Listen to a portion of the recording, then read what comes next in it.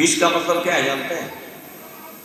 आप जब कोई काम करने जाइएगा, नया बिजनेस, नया कोई काम, कुछ भी, तो आपके साथ निंदा आएगा, लोग निंदा करेंगे।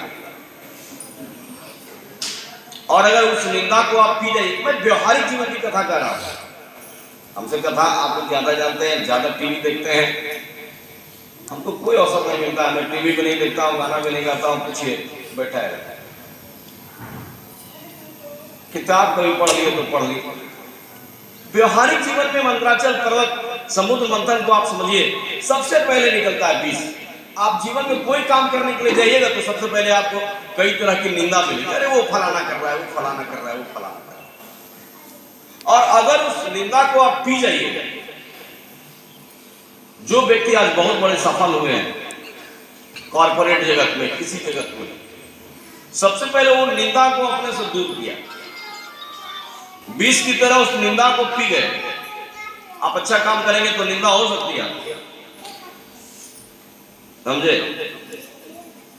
तो जो निंदा है वो निंदा को पी जाइए शंकर की तरह पहले। उसके बाद क्या निकला उसमें? कामधेनु निकली, कामधेनु गाय। और वह कामधेनु गाय जो है वह क्या देती है? दूध देती है। तस्वीर अगर आप लोगों ने देखा हो, हरि ओम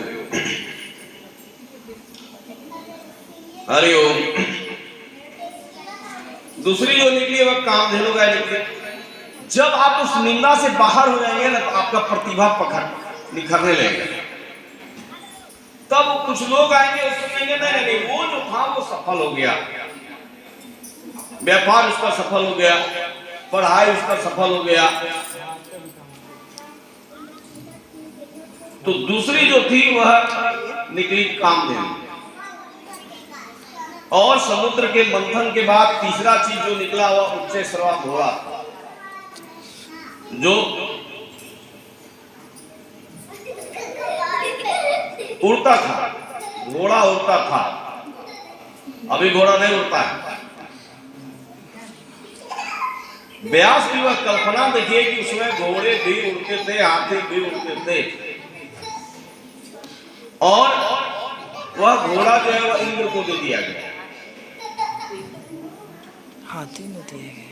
तो जब आप निंदा से बच जाइएगा, जब आपका प्रतिभा बढ़ जाएगा, तब आपकी गति बढ़ जाएगी, स्पीड बढ़ जाएगी, तब कोई रोक टोक आपके पास नहीं होगा। व्यवहारिक जीवन में थोड़ा आगे बढ़ जाएगा। मान लिया बिजनेस कर रहे हैं तो क्या होगा? मुद्रा लोन बड़ा आसानी से मिल जाएगा। व्यवहारिक जीवन में ये कथा को व्यवहारिक जीवन में समझिए। 10-20 आदमी आ जाएंगे, मदद करेंगे कि नहीं ये सफल हो गया, तो आप उड़ने लगे, घोड़ा की तरह उड़े, उच्चैःश्रवा घोड़ा की तरह आपकी जो प्रशंसा है, नाम है, जस है, कीर्ति है, वो उड़ने लगेगा। और जब ये उड़ने लगेगा तो क्या निकला समुद्र के मंथन से? इरावत हाथी निकला। हाथी क्या है? हाथी पर कभी ध्यान दिए आप? हाथी जो है वो संघर्ष से निकलता है, जंगल में रहता है। और उसके बाद क्या होगा? अब आपकी प्रतिभा की जो हाथी है वह सब तरफ फैलने लगेगी। यहां से बंसीधर नगर से निकलेगी, दूसरे शहर में जाएगी, दूसरे शहर में जाएगी। डॉक्टर साहब का क्लाइंट जो है वह बनारस से आने लगा और रांची से भी आने लगा, बड़े बड़े हॉस्पिटल रहते हैं। जीवन यही है सर, जीवन बिल्कुल यही। आप कैसे अपने जीवन को सनातन हिंदुत्व की किताबों से ऊपर करेंगे? मैनेजमेंट है। तो जैसे आप जो है इरावत हाथी निकला, वो अभी जो है वो इंद्र को दे दिया गया। कौस्तुभ मणि निकला। आजकल जितने मणि है वे सभी मणि का राजा जो है वह कौस्तुभ मणि है, और सभी गायों की माता जो है वह कामधेनु है। ध्यान देंगे, सभी घोड़ों के पिता जो है वह उच्चैःश्रवा है, और सभी हाथियों के पिता जो है वह इरावत है। चूंकि सृष्टि का संचरण मैं बता रहा हूं, सृष्टि कैसे हुआ और ये जीव कैसे संसार में आए, इस पर ये कथा है। उसके बाद निकला कौस्तुभ मणि। कौस्तुभ मणि भगवान विष्णु को दे दिया गया है कि वही भगवान विष्णु तो कछुआ बन के नीचे उन्हीं के पीठ पर तो मंदराचल मथा रहा था, मथानी समुद्र मंथन हो रहा था, भगवान विष्णु को दे दिया गया। उसके बाद निकला कल्प वृक्ष। कल्प वृक्ष जो है वह अभी इंद्र के स्वर्ग में चला गया, इंद्र के पास। आपके यहाँ कल्प वृक्ष लगा हुआ है, धीरेन्द्र जी से मेरी बात हो रही है, रांची में 3 ही कल्प वृक्ष है, तो धीरेन्द्र जी से पूछेगा आपके पास, इन्होंने कहा मेरे पास 17 कल्प वृक्ष है, तो हमने कहा कि मेरे पास 1 है। चूंकि कुछ बात होती है तो धीरेन्द्र जी से मैं अपना सब कुछ शेयर करता हूँ, आपके पास है तो आप हमको दे दीजिए, हमारे पास है तो हम आपको दे देंगे। तो ये सौभाग्य है कि आपके यहाँ जो है कल्प वृक्ष जो है वह मंदिर में लगा हुआ है। मैं अगले बार आया था डॉक्टर साहब पिछले बार, तो वहां में वही लगाया गया है। तो निकला कल्प वृक्ष। कल्प वृक्ष ये कथा सच्ची घटना में बताता हूँ आपको। कल्प वृक्ष नाम नहीं होगा, यजमान एक बड़े डीआईजी के बेटा मेरा मित्र है, हाई कोर्ट में है, नई नई शादी हुई थी, एक बेटी हुई, भक्ति लेकिन आपकी चाहिए, भावना आपके ऊपर डिपेंड करता है। मैंने कल ही कहा वो जा रही थी जोड़ना से होकर के, हमको वो उसी ने सुनाया, राजीव नाम है, तो जा रही उसकी पत्नी ने पूछा कि ये लोग पेड़ को पकड़ के क्या करते हैं, तो राजू ने कहा कि मनोकामना कल्प वृक्ष के नीचे जाकर के जो जो जो जो कामना करता है उसकी कामना पूरी हो जाती है। और ये एक अफ्रीकन पेड़ माना जाता है। कल्प वृक्ष इतना मोटा मोटा होता है, अफ्रीका में लोग उसके घर में कपड़ा बना करके रहते हैं, और उसका पत्ता फल सब कुछ खाने में बड़ा आनंद आता है और बड़ा कैल्शियम वगैरह उसमें है। तो पत्नी चली गई, तो लौटी विधानसभा की ओर से, तो गई जरा हमरा भी गाड़ी रोक दीजिए, मैं भी जा। वह भी गई, क्या माने भगवान जाने। 2-4 वर्ष बीत गया, राजीव जी को एक लड़का हो, तो पत्नी ने कहा कि उस दिन जो लौट रहे थे ना, इसी कल्प वृक्ष के नीचे मैं मन्नत मांगे थे कि हमको बेटा होता तो अच्छा होता। लड़का अभी जो है वो लगता है कि 10-12 साल का लगभग। मेरे जीवन की घटना है, इसलिए मैं आपके सामने रख रहा हूं। आपके यहाँ जो है दर्जनों कल्प वृक्ष है। तो निकला कल्प वृक्ष, और कल्प वृक्ष यह कहता है कि आप जैसे कल्प वृक्ष है वो हजारों साल तक रहता है। कल्प वृक्ष की आयु बहुत ज्यादा है, क्योंकि उसका एक साइंटिफिक रीजन है, वो बहुत बड़ा होगा, जितना वहां से लेगा वहां तक घेर लेगा, तो जितना बड़ा होगा उतना ज्यादा उम्र होगी उसकी। बरगद का पेड़ बड़ा होता है तो ज्यादा उम्र होता है उसका, और जैसा होगा कल्प वृक्ष के नीचे जैसा सोचिएगा वैसा होगा। इसलिए मैंने ये दृष्टांत आपके सामने रखा। उसके बाद निकली रंभा अप्सरा। कई अप्सराएं जो ज्योति रहती हैं, वृद्ध नहीं होती हैं, सदैव उनकी सुंदरता बनी रहती है, पृथ्वी पर नहीं रहती है, वो स्वर्ग में रहती है। वो दे दिया गया इंद्र को। इसके बाद तो जब आप इतने से आएंगे, कहां से, जब आप विष पी लेंगे फर्स्ट, दूसरा जब आपके पास प्रतिभा आ जाएगी, जब आप निंदा से ऊपर चले जाएंगे, जब आप संघर्ष से ऊपर चले आएंगे, जब आपका नाम जस सब जगह फैल जाएगा, तो आपके पीछे एक नेगेटिव एनर्जी काम करेगा। वह क्या है? वह है वासना। अप्सरा क्या है? वासना। सुंदर स्त्री चाहिए, सुंदर घर चाहिए, सुंदर मकान चाहिए, सुंदर होटल में ठहरना चाहिए, ये आ गया। और अगर इस वासना को आप छोड़, बड़े बड़े लोग जाकर के यही गिर जाते हैं। बड़े बड़े लोग जिंदगी में बड़ा मेहनत किया और थोड़ी सी में जो है वो स्लिप करके चला गिर गया। तो ये अप्सरा जब आएगी आपके जीवन में, और ये अप्सरा आप समर्पित कर दीजिए किसको, इंद्र को, तब आप सफल होंगे। नहीं तो बड़े बड़े कैपिटलिस्ट जो है को गिरते मैंने देखा है, आप लोग भी देखे होंगे। बड़े बड़े धर्मज्ञ जो हैं उनको आपने गिरते हुए देखा होगा, वही ले जाते हैं। चुप रहो, चुप रहो, चुप, स्टैचू। तो आती है रंभा अप्सरा। रंभा अप्सरा के बाद, रंभा अप्सरा क्या है, वासना है, मद है, धन का मद, पद का मद, ये सब जो है ये अप्सरा। इसलिए जब आप सफल हो गए तो यहां धन का मद और पद की मद से बचने की कोशिश कीजिए, नहीं तो गिरने का एक बहुत बड़ा चांस यहां है। उसके बाद हम जाते हैं, मंथन चल रहा था, 14 दिन का मंथन हुआ। कब से? आश्विन की पूर्णिमा से लेकर शुरू हुआ मंथन। आश्विन की पूर्णिमा 2 रूप से महत्वपूर्ण है हमारे यहाँ। समुद्र मंथन इसी दिन शुरू हुआ था, और महारास हुआ था ना कल। वो महारास इसी पूर्णिमा को हर साल जो है वह गोलोक में प्रारंभ होता है। शरद पूर्णिमा जिसे हम कहते हैं, उस दिन खीर खाया जाता है रात में रख करके। तो आपको अप्सरा से बचना पड़ेगा। जब आप सफलता की ओर जाएंगे तो आपके पास मद आएगा, वासना आएगा, धन का मद आएगा, सेक्स का मद आएगा, वासना की मद आपके पास आएगा, चाहे स्त्री हो पुरुष हो, हर किसी को इसे बचना पड़ेगा। इसके बाद क्या निकला? इसके बाद महालक्ष्मी देवी निकली।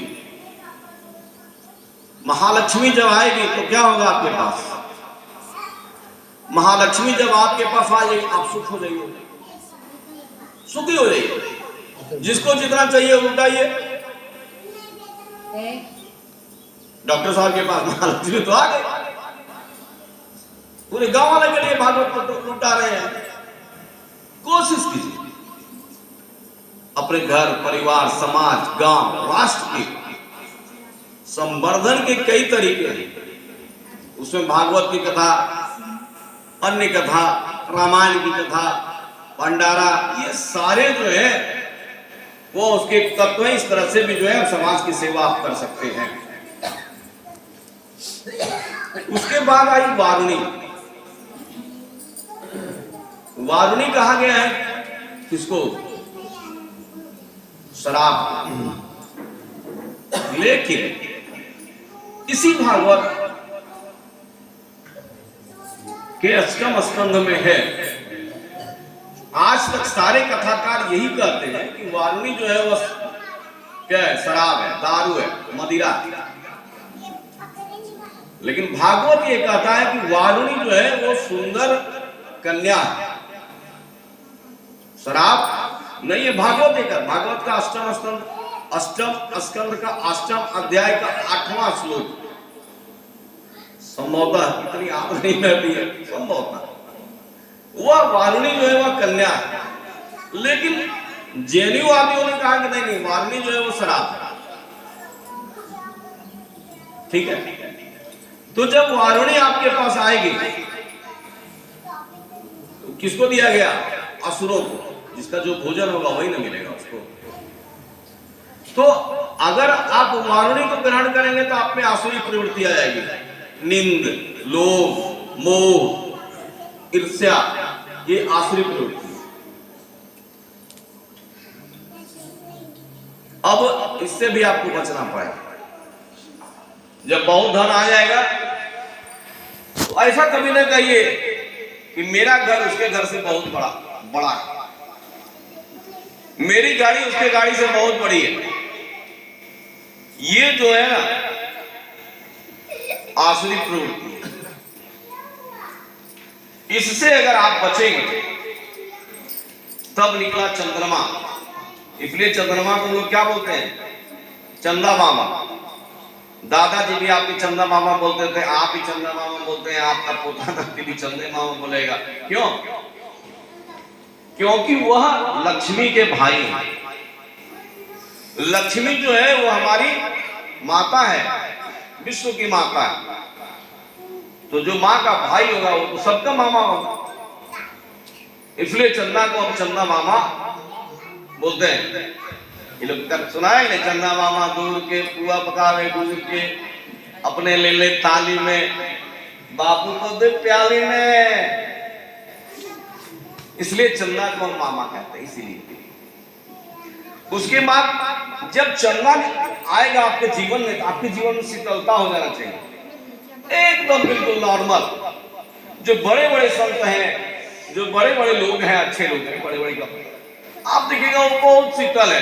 कहीं बैठने दीजिए, कहीं बैठ जाएगा, वो कहीं खाने दीजिए, कहीं खाने चला जाएगा। जितना हल्का कपड़ा होगा उतना हल्का कपड़ा होगा पहन लिया करेगा।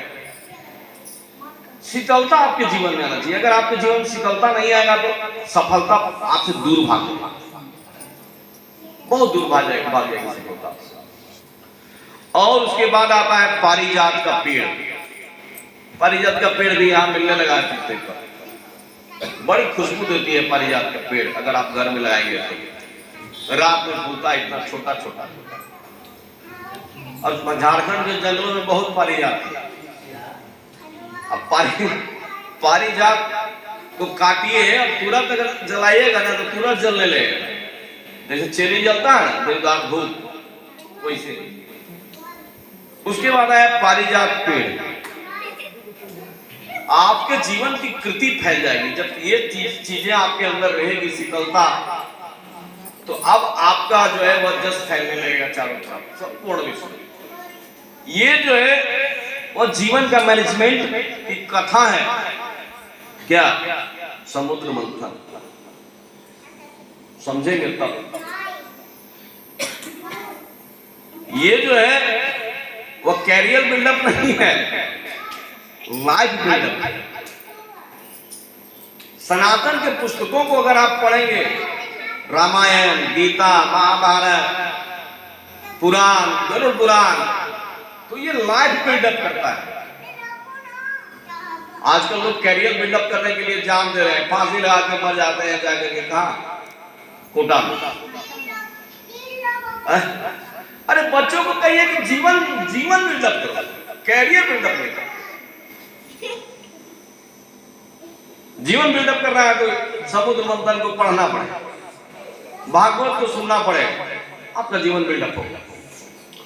अब जब पारिजात का सब तरह जागृति फैल गई, आपकी सब तरह नाम गुणगान आपका हो गया, तो आया पांचजन्य संघ, जो कृष्ण के पास। आपके संघ की आवाज जो है क्या होगा? चारों दिशा में गूंजेगा। डॉक्टर साहब के यहाँ कथा हो रही, मैं एक छोटा उदाहरण देता हूं। मैं डॉक्टर साहब आपके लिए कुछ नहीं कर रहा। डॉक्टर साहब के यहाँ कथा हो रही है, चारों तरफ चर्चा चला। मैं चाहता हूं कि अगर कोई बच्चे, कोई हमारे मित्र, उनके जीवन में ये बात आ जाए, कैसे कैरियर बिल्डअप किया जाता है, इस पर नहीं कह रहा हूं। तो आपके यहाँ आएगा पांचजन्य संघ, और वह पांचजन्य से असंग से आपका जो चारों तरफ जो है नाम रोशन हो जाएगा। उसके बाद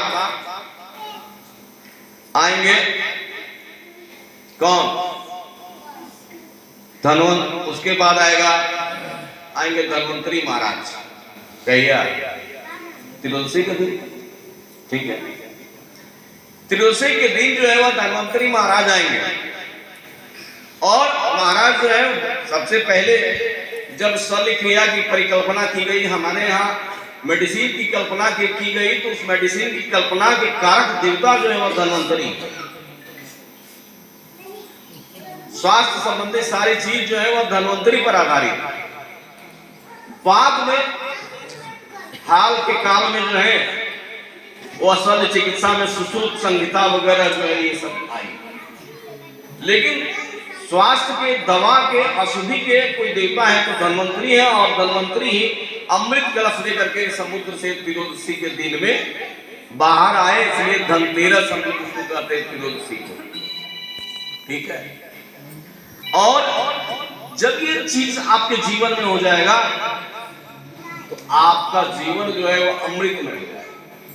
कथा तो यही कहती है कि मृत्यु को जो है वो अमृतमय बनाइए। परीक्षित को यही भगवान समझा रहे हैं, सुखदेव जी महाराज, परीक्षित जीवन को जो है वो अमृतमय बना दे। तुम्हारे लिए 6 दिन का अवसर है, ये 7 दिन का जो अवसर है, क्योंकि हर दिन कथा हो रही है, उसके सिलेबस से, भागवत के सिलेबस से भी आज ही की कथा की गई थी परीक्षित के पास।